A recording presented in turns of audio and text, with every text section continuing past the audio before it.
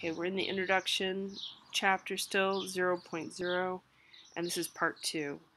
Bronzino has a painting here in oil on panel of one of the Medici family heirs, and the Medicis are a very powerful family in Florence. They really are the patrons of the Renaissance. The Renaissance is happening mainly in Italy. It starts there and it spreads throughout Europe.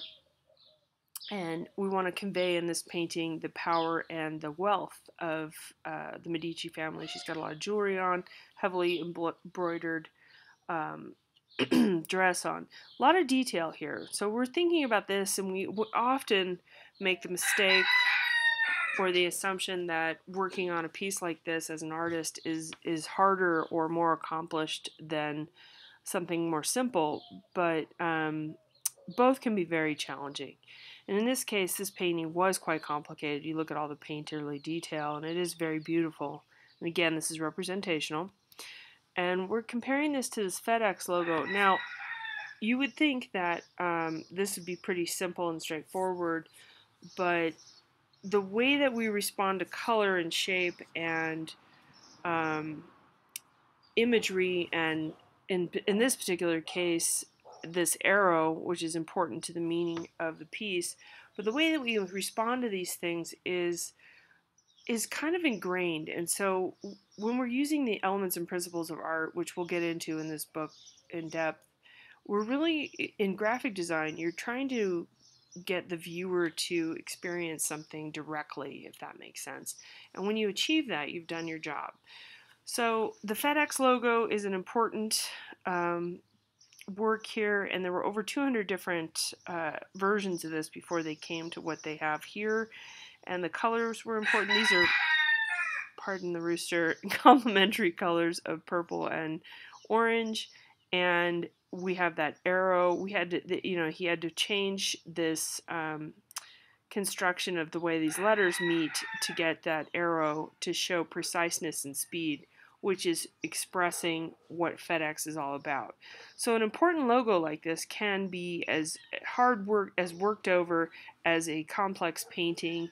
Many hands have gone into this, many eyes have seen it. You have to please the client, and you also have to really communicate the message in an effective way, on top of grabbing the viewer, which in this case is a customer, various customers looking for this business. Okay, our next heading is the visual world, and there's a beautiful piece by L. Anatsui, The Old Man's Cloth. These are really dynamic and interesting, and if you watch a video on him at all, you see how he kind of folds these and changes the way they are on a wall, or they can drape and touch the floor. They're all really beautiful pieces, and what they are is they are metal pieces that come off of liquor bottles. Sometimes they're sort of sardine can type things that are flattened, but in this particular case, this is bottle tops. Now, maybe not bottle tops we would use, but they're the ones that go in a liquor bottle. They're kind of lead or different types of metal. I believe these are tin. So what he's commenting on, even though this is just a beautiful piece on its own, and we have these different colors, different segments with different colors, they're these bottle tops that are flattened and then woven together with wire. It's almost like a fabric, but this is metal.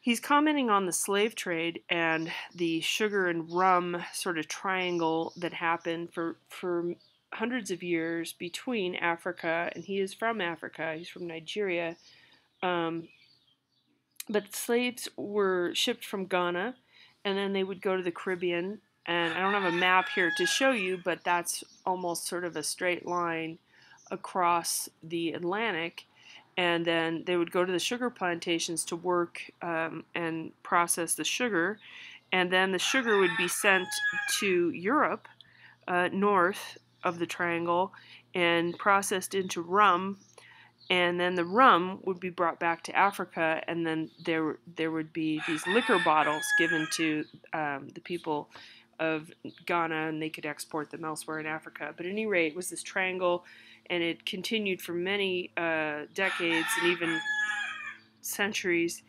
and this is his sort of way of commenting on that, and also about discarded waste. So this is one of those.